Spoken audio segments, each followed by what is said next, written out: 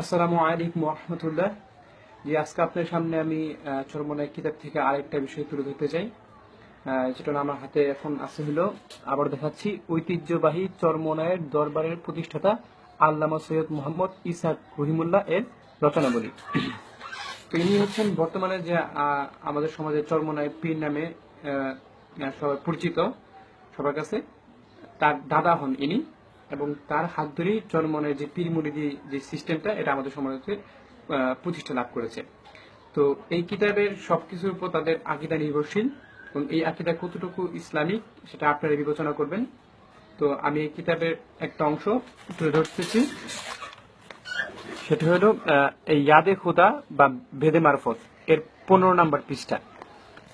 এখানে হযরত শামসুল তাবরিজি রহিমুল্লাহ এর নকল তুলে ধরা হয়েছে। তো প্রথম দিক দিয়ে এতটুকু একটা ঘটনা বর্ণিত হয়েছে, এই ঘটনাটা আপনারা পড়ে নেবেন আশা করি। আমি এটা ধরে রাখছি, আমি এটা সংক্ষেপে বলতেছি ঘটনাটা। এখানে বলা আছে, একটা বৃদ্ধ ছিল, এক বৃদ্ধে তার পুত্র মারা যাওয়ার পরে একমাত্র নাতি ছিল। সেই নাতিটি তাকে গাভী দুধ দুধ দুয়ে এটা বিক্রি করে তাকে খাওয়াতো।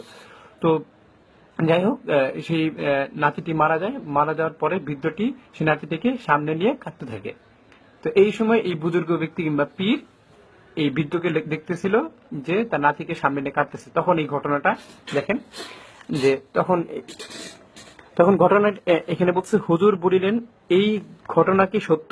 মানে তার নাতি যে মারা গেছে, কিংবা তার নাতি যে তাকে খাওয়াতো গাভীর দুধ বিক্রি করে, তো এই ঘটনা কি সত্য কিনা? তখন বৃদ্ধ উত্তর করিলেন, সত্য হওয়ার কোনো সন্দেহ নাই। তখন হুজুর বলিলেন, হে ছেলে, তুমি আমার হুকুমে দাঁড়াও। ভালো মতো দেখুন কি বলছে, তুমি আমার হুকুমে দাঁড়াও। এটা কতটুকু ইসলামকে আমার বোধগম্য নয়।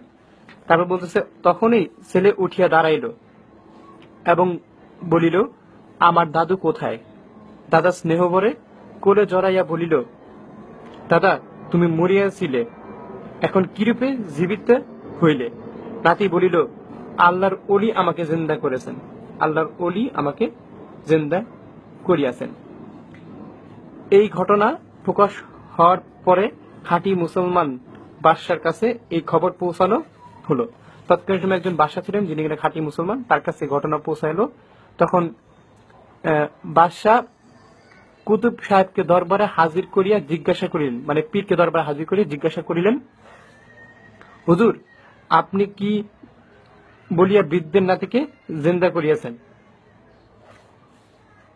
তিনি বলিলেন যে, আমি বলিয়াছি, হে ছেলে, আমার আদেশে জীবিত হইয়া যাও। দেখুন, বাদশা বলিলেন, আফসোস, যদি আল্লাহর আদেশে জিন্দা হইতে বলিতেন। বাদশা তো ঠিকই বলতেছে। এখন দেখেন, তারপরে কুতুব সাহেব উত্তর করিলেন, মাবুদের কাছে আবার কি জিজ্ঞাসা করিব, তার আন্দাজ নাই। দেখেন, তাহার আন্দাজ নাই। এই কথা কতটুকু ইসলামিক আল্লাহর সাথে বলা যায়, কতটুকু বেয়াদবি বা আদব, সেটা আপনারাই বিবেচনা করবেন। তারপরে দেখুন, এই বৃদ্ধের একটি মাত্র পুত্র ছিল, তাহাও ছিনিয়াছে, বাকি ছিল এই নাতিটি, যে গাভী পালন করিয়া কোনরূপ জিন্দেগি গুজরান করিত, এখন এটিও নিয়ে গেল। তাই আমি, তারপরের পৃষ্ঠে যেতেছি, তাই আমি বেদে মারফত এর 16 পৃষ্ঠা, তাই আমি আল্লাহ পাকের দরবার থেকে জোরপূর্বক রূহ ছিনিয়া আসিয়াছি। তো এটাকে পরবর্তী আরো কিছু ঘটনা আছে, যে এটাকে শরীয়ত বলতেছে, এবং বাদশা যে বলছিল যে তুমি শিরক করছো, এটা এটা আসলে শরীয়ত না, শরীয়ত হবে হলো এই পীর যেটা বলছে সেটাই শরীয়ত। এখানে এগুলাই উল্লেখ করা হয়েছে। তো এগুলা না গেলাম। তো এই কিতাবের থেকে আমরা জানতে পারলাম 3টা বিষয়। সেটা হলো যে আল্লাহর হুকুমে না, সেটা হলো পীরের হুকুমে মৃত মানুষ জীবিত হয়। দ্বিতীয়ত, যে আল্লাহর আন্দাজ নাই। এই ধরনের কথা কতটুকু যৌক্তিক সেটা আপনারা বিবেচনা করবেন। আরেকটা কথা হলো, জোরপূর্বক আল্লাহর কাছ থেকে রূহ ছিনিয়ে আনা, এটা কতটুকু যৌক্তিক আপনারা বিবেচনা করবেন। তো আমার দায়িত্ব শুধু তুলে ধরা, আমি তুলে ধরলাম। আল্লাহ তাআলা সূরা ইমরানের 27 নম্বর আয়াতে বলতেছেন, বিসমিল্লাহির রহমানির রহিম, তুরিদুল লাইলা ফিন নাহারি ওয়া তুরিদুন নাহারা ফিল লাইল ওয়া তুখরিজুল হাইয়া মিনাল মাইয়িতি ওয়া তুখরিজুল মাইয়িতা মিনাল হাই ওয়া তারযুকু মান তাশাউ বিগাইরি হিসাব। অর্থাৎ আল্লাহ তাআলা দিনকে রাতের মধ্যে প্রবেশ করায় এবং রাতকে দিনের মধ্যে প্রবেশ করায়। আল্লাহ তাআলা জীবিতকে মৃত করেন এবং মৃত থেকে জীবিতকে বের করে আনেন। তো আমাদের ইসলাম ধর্মে যতটুকু আকীদা আমরা বিশ্বাস করি সেটা হলো যে একমাত্র আল্লাহরই ক্ষমতা আছে কাউকে জীবন দান করা এবং কোনো মৃতকে জীবিত করা। তো এই পীরের কিভাবে ক্ষমতা আসলো সেটা আপনারা বিবেচনা করবেন। আর এটাই স্পষ্ট যে কি ধরনের আকীদা সেটা আপনারা বিবেচনা করবেন।